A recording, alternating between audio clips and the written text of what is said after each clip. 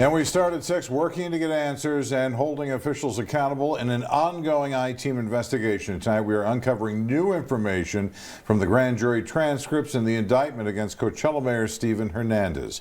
Hello, I'm John White. And I'm Karen Devine. News Channel 3 obtained hundreds of pages and first reported on this last night.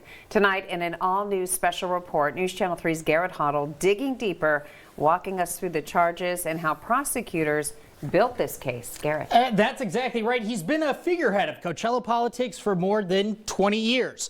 Now he's facing an indictment on 9 criminal charges, including 5 felonies. He was first elected to city office in 2006, elected mayor 2012, now in his 5th term as Coachella's mayor. In grand jury testimony, some describing him as a power-hungry bully leading a cabal of politicians using their office for personal gain called the Coachella Boys. Others describe him as a community champion, someone aggressively working to better a city that's often overlooked.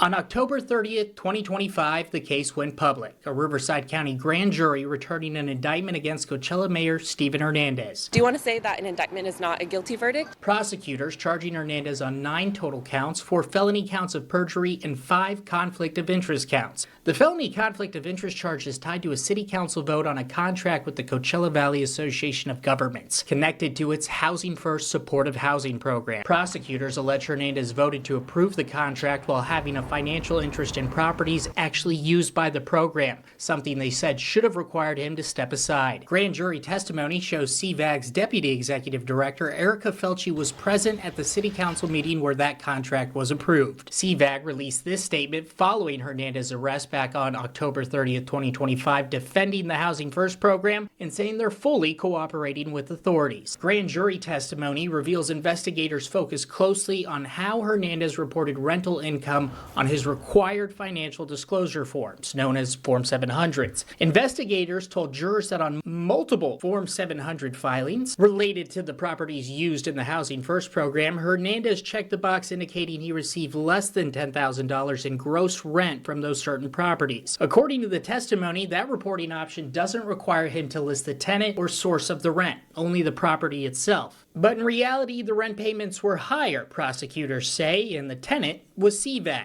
In testimony, investigators say lease agreements and bank records showed monthly rent payments that over a course of the year would have exceeded that $10,000 threshold, which raised suspicion. They told jurors the dollar amounts listed on the Form 700s didn't match, and prosecutors allege by reporting rental income less than $10,000, he failed to fully disclose his financial interests. Those alleged false statements form the basis of the 4 felony perjury counts.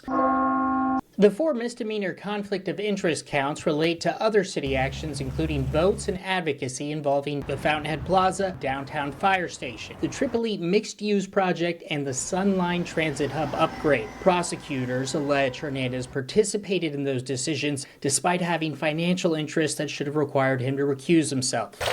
Current and former Coachella City officials testified before the grand jury, including Mayor Pro Tem Denise Delgado and former council member Megan Beeman-Jacinto. Some describing a toxic environment in City Hall, Beeman-Jacinto saying in her testimony in the past they were referred to as the machine.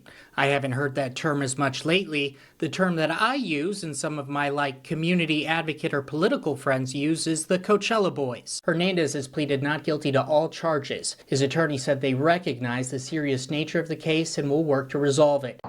The city of Coachella says it's aware of the allegations and is cooperating with authorities. In Riverside County, confirming Hernandez has been placed on indefinite paid administrative leave from his county position as Chief of Staff to Supervisor Manuel Perez. But the impact is already being felt inside City Hall. Hernandez remains mayor as the case moves forward. He's next due back in court on February 23rd. We're working to get answers from Hernandez, requesting an interview to respond to the charges. Since the indictment, the city has missed multiple regular city council meetings, including this week's meeting, which has been canceled, stalling city business.